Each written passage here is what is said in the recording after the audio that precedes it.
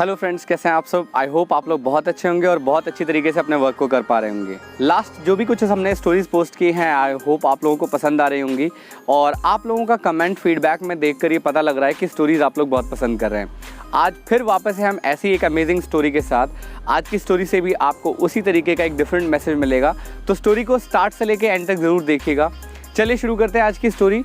आज की स्टोरी है एक राजा की। एक्चुअल में होता क्या है, एक बार दरबार में राजा बैठे होते हैं और अपनी तलवार को निहार रहे होते हैं।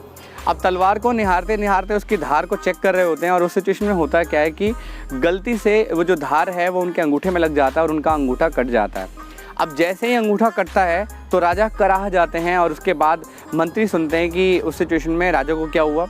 तो जब राजा बताते हैं कि मेरा तो अंगूठा कट गया, तो मंत्री बोलते हैं कोई बात नहीं महाराज, जो हुआ अच्छे के लिए हुआ, कोई बात नहीं, घबराने वाली कोई बात नहीं है। तो अब उस सिचुएशन में जब राजा ये बात सुनते हैं तो राजा को बहुत गुस्सा आता है कि भाई मतलब मेरा अंगूठा कट गया है और ये बंदा बोल रहा है कि कोई बात नहीं है, जो होता है अच्छे के लिए होता है। वो अंदर से इतना गुस्से में आ जाते हैं महाराज कि उसके बाद वो ये ऑर्डर दे देते हैं कि जाओ और इसको कारागार में डाल दो और इसको कोड़े बरसाते रहो 2-3 दिन तक। अब बिल्कुल वैसे ही किया जाता है। जो दरबान होता है वो जाके, जो सैनिक होते हैं वो जाके ले जाते हैं उनको और उसके बाद वहाँ पे जाके बंद कर देते हैं। अब होता क्या है कि जो मंत्री होते हैं उनको सज़ा मिल रही होती है, रेगुलर बेसिस पे 2-3 दिन 4 दिन बीतते हैं। अब उसी बीच में राजा का मन हो जाता है शिकार खेलने का। अब राजा निकलता है शिकार खेलने के लिए अपने सैनिकों के साथ। जब राजा निकलते हैं तो शुरुआत में तो सैनिक उनके साथ ही होते हैं, लेकिन शिकार को ढूंढते ढूंढते वो इतने भीतर चले जाते हैं जंगल में जहाँ पे सैनिक काफ़ी पीछे छूट जाते हैं। अब होता क्या है, आगे जाकर जिस माहौल में राजा एंटर करते हैं वो एक्चुअल में होता है आदिवासियों का जगह, जहाँ पे जंगल में रहने वाले जो लोग होते हैं वो उनको घेर लेते हैं और वो लोग घेर लेते हैं और उसके बाद अजीब अजीब तरीके की बातें करने लगते हैं। उनको उनकी भाषा तो नहीं समझ में आ रही होती है, लेकिन उन्हें ये अंदाज़ा लग जाता है कि अब उनका बचना यहाँ पे पॉसिबल नहीं है। और कुछ देर के बाद जो वो आदिवासी होते हैं वो ये घोषणा करते हैं आपस में कि आज हमारा एक शिकार मिला है और अब हम देवी माँ के सामने बलि चढ़ाएंगे और इस राजा की बलि चढ़ाकर देवी माँ को खुश करेंगे। अब जब ये बात राजा को इंटेंशनली अंदाज़ा होता है इस बात का, तो राजा घबरा जाते हैं कि अब तो मेरा मरना तय है, अब तो मेरा बचना मुश्किल है।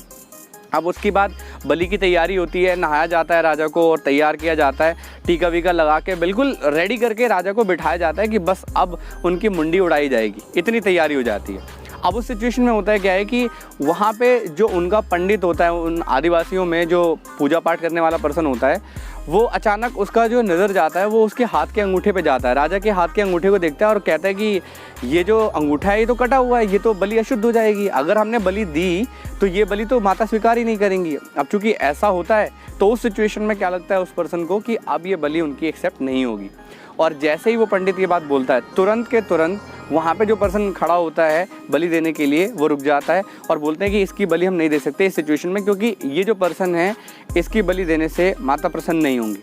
अब जब राजा ये बात सुनता है कि उसकी बलि नहीं दी जाएगी तो वो एकदम से खुश हो जाता है और उसके बाद क्या होता है कि उसको बलि ना देके उसको फ्री कर दिया जाता है। अब जब राजा दौड़ते दौड़ते अपने महल तक पहुंचता है तो उस सिचुएशन में वो जाता है और जो सैनिक होते हैं उनको बोलता है कि जाओ मेरे मंत्री को बुला के लाओ, मुझे उससे पहले सबसे पहले बात करनी है और माफ़ी मांगना है उससे।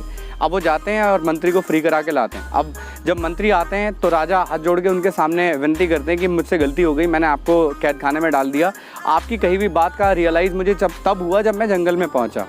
अब यहाँ पे उसके बाद होता क्या है कि जब मंत्री आते हैं तो उस सिचुएशन में मंत्री तब भी टेंशनाइज नहीं होते। जब वो राजा बोलते हैं कि मेरी वजह से आपको 3-4 दिन कारागृह में रहना पड़ा, तो उस सिचुएशन में बोलते हैं मंत्री कि महाराज इसमें भी कोई बुरी बात नहीं है, ये भी बहुत अच्छा हुआ, क्योंकि अगर आप मुझे अपने साथ ले जाते, अगर आपने मुझे कारागार में नहीं डाला होता तो उस सिचुएशन में क्या होता, आप तो बच जाते, लेकिन मेरा कुछ भी कटा हुआ नहीं था। उस सिचुएशन में मेरी बलि दे दी जाती जिससे कि मेरी मौत हो जाती। तो इसीलिए मैंने आपको कहा था महाराज कि हमारी लाइफ में जब भी कोई चीज़ घटित होती है तो उसके पीछे कोई कारण होता है और उसका जो कारण होता है वो कहीं ना कहीं सही होता है।